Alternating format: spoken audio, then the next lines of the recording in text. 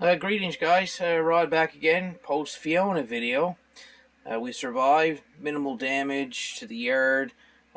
Few broken branches, couple of displaced shingles, but other than that, we're well to do compared to most areas. Lost our power temporarily, but there are still some spots without power, believe it or not. Uh, but the nature of this video is not Hurricane Fiona. I lost a friend of mine recently to kidney disease and heart problems. A very dear friend, very long time friend. And my buddy Jim was one of those guys that you could ask anything and he'd do it for you.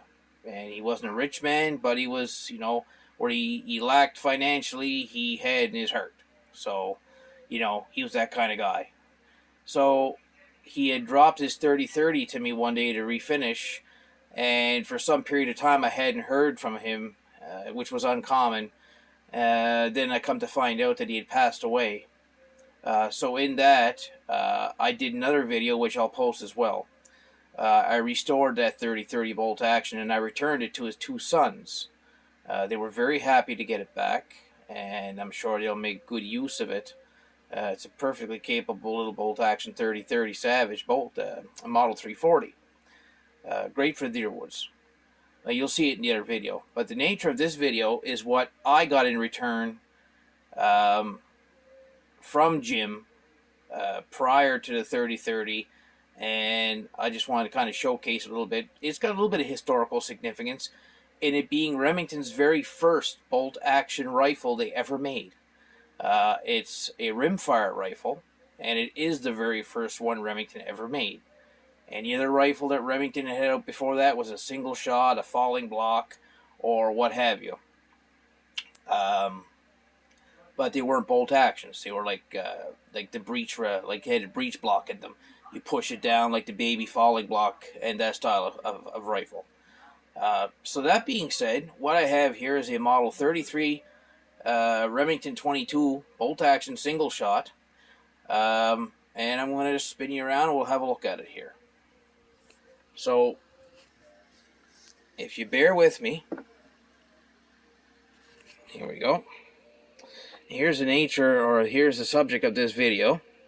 Here's my Model 33 Remington. And it's just, actually, it's very similar to a Cooey 22. I mean, they're very similar. I mean, they're made around the same idea. Cheap hunting gun, average Joe could buy it. But what was really cool about these, and I know the metal finish is really great, but look at that's the original Marbles rear sight right there. And you can see the old Remington banner right there. Calibers 22 short, long rifle.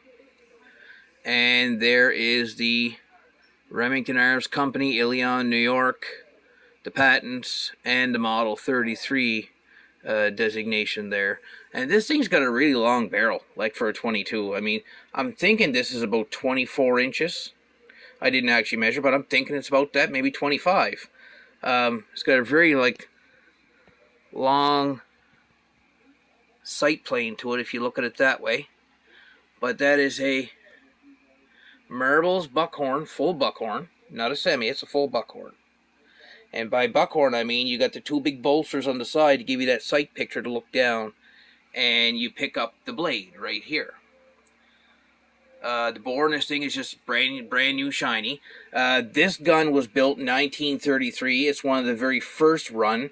It's got the narrow forend. The later models had a grooved forend here and a little chunkier up here. So this is the first run-of-the-mill that they made. It's nothing fancy, like I said, and it's not perfect either. At one point, somebody did a little crude repair with a steel pin and a little crack there, and there's a little chip in the toe right there. But other than that, it works great. It's very, the action is very, it's very, very smooth. And as you can see, the gun is clear. There's nothing in there, but just your typical single shot. If you look here, you'll see that is not the firing pin. That is what kicks the shell out for this ejector here to grab. If you push the bolt up so far, you can push that back down the bolt. When you bring the bolt all the way down, it brings it out to kick the shell out. So shoot your standard 22 long rifle, 22 short, 22 long. There's a little side view of the sight right there. Now what I find funny, and I looked up in the books, now the bluing on this sight really stayed well. It's worn, don't get me wrong, it's got wear and spots here and there, but the bluing, I don't know, somebody sanded this down the past maybe to reblue it, but it started to turn back like that patinaed plum color. I think I'm just going to leave it this way so I can just remember it the way Jim gave it to me. You know, it works perfectly fine. You close your bolt and you cock the hammer here and off she goes. And I've shot this gun a little bit.